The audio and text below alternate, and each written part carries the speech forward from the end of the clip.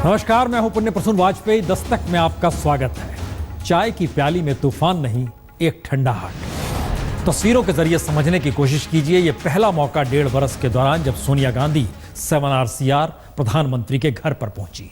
स्वागत बैठाने से लेकर ससम्मान विदाई तक। और यह दृश्य भारत की राजनीति में पिछले 1.5 बरस में क्यों नजर नहीं आया, यह भी एक सवाल है। लेकिन अब ये तस्वीरें नजर आई है तो सियासत की दिशा क्या होगी? तो आइए, आज दस्तक में बात इसी की होगी और हमें कहना पड़ेगा, वाह सरकार वाह। मतलब जो निकालिए, लेकिन वाह सरकार लिखना पड़ता है, कहना पड़ता है। तो इसके मतलब है कि इस दौर के भीतर सियासत क्या वाकई बदल रही है। यकीनन सियासत बदल रही है, और इसलिए बदल रही है क्योंकि आज जो आइडिया भारत का लेकर निकले प्रधानमंत्री मोदी, उस आइडिया के भीतर में बहुत सारे अनुप्रास अलंकार का जिक्र था, बहुत सारे मुहावरे थे, बहुत सारे नारे थे। लेकिन हिंदुस्तान की परंपरा तो यह भी रही है, बुजुर्गों को आखिर रखा जाए। तो संविधान पर संसद की बहस बाबा साहेब अंबेडकर को याद कर खत्म हुई और संसद में 2 दिन तक वही शख्स खामोशी से बैठा रह गया जिसने ना सिर्फ अंबेडकर को देखा था बल्कि कई मौकों पर अंबेडकर को बोलते हुए सुना भी था। जी, ये नाम लालकृष्ण आडवाणी का है। चूंकि आडवाणी जनसंघ बनने के साथ पार्टी से जुड़े और राजस्थान में जनसंघ के महासचिव सुंदर सिंह भंडारी के साथ काम करने लगे, लेकिन उससे पहले से ही महात्मा गांधी के साथ संघ के तारतम्य बनाने के लिए आडवाणी काम कर रहे थे।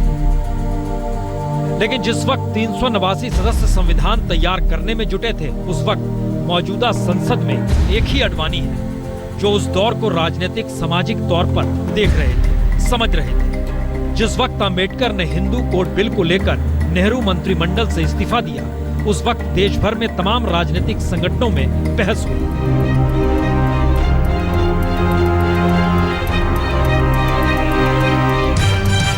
संघ के भीतर भी खासी चर्चा थी, जिसके ताप को उस वक्त लालकृष्ण आडवाणी ने बाखूबी महसूस किया। और फिर जिस वक्त धारा 370 को लेकर देश में बहस हुई और अंबेडकर ने विरोध किया, तब भी संघ के स्वयंसेवक के तौर से लेकर राजनीतिक तौर पर लालकृष्ण आडवाणी ही उस दौर को देख समझ रहे थे जो इस वक्त संसद में मौजूद थे।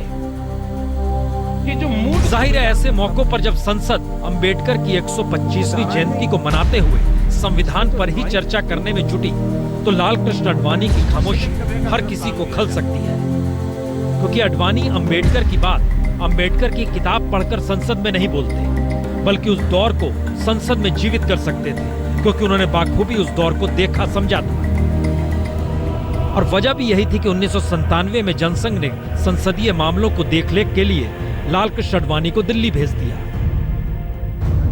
लेकिन लालकृष्ण आडवाणी तो हर किसी को सिर्फ सुनते ही रह गए कि हर कोई अंबेडकर को अपना बनाने और अंबेडकर के विचारों को अपना बताने में ही लगा रहा। जिस व्यक्ति ने अंबेडकर को देखा और सुना, वही व्यक्ति पिछले 2 दिनों से हर किसी को अंबेडकर के बारे में खामोशी से सुनता रहा।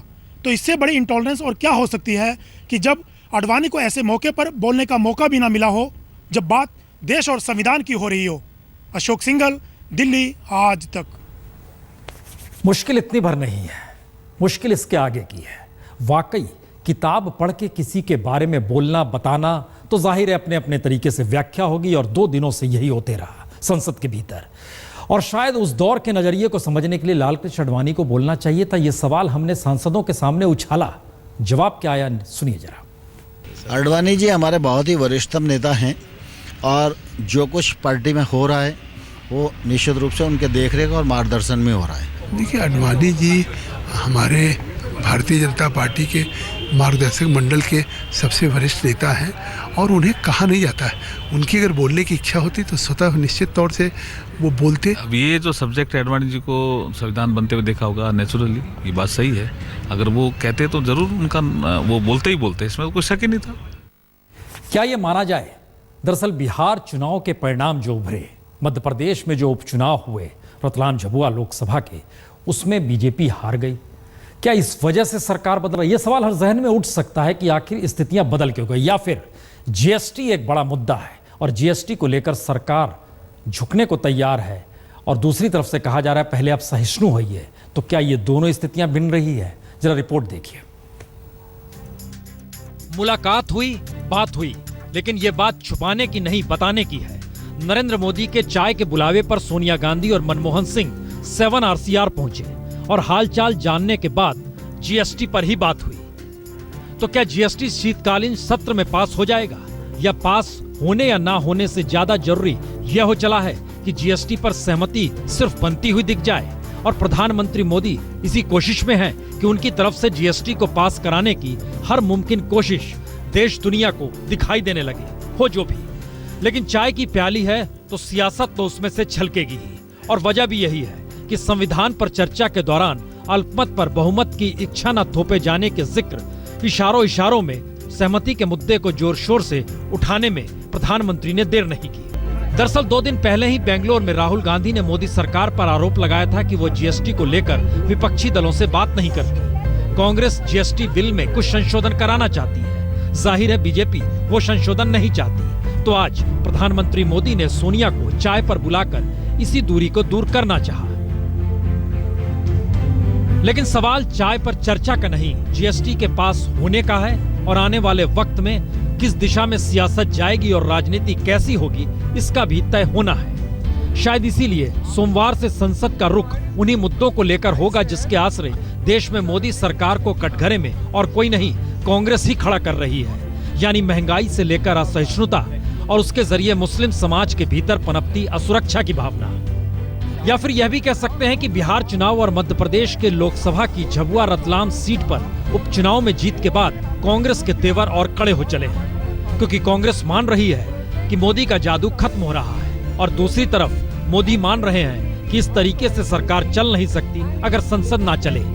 तो संसद में हंगामा होना तय है, यह कांग्रेस की दृष्टि है। लेकिन दूसरी तरफ प्रधानमंत्री मोदी की दिक्कत यह है कि जीएसटी सरकार की साख का सवाल भी है और नाक का सवाल भी, क्योंकि यह सिर्फ एक बिल नहीं है बल्कि दुनिया को बताने का जरिया है कि देश आर्थिक सुधार की दिशा में तेजी से बढ़ रहा है।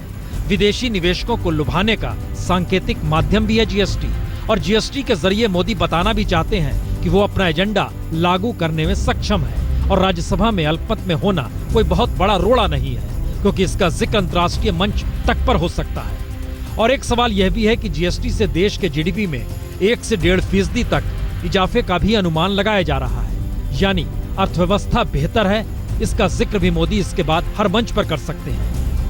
लेकिन दूसरी तरफ कांग्रेस के लिए जीएसटी हथियार भी है और वार भी। तो गर्म चाय की प्याली से सहमति के बोल निकलते हैं या फिर मोदी सरकार के खिलाफ तेवर, सोमवार तक इंतजार करना होगा।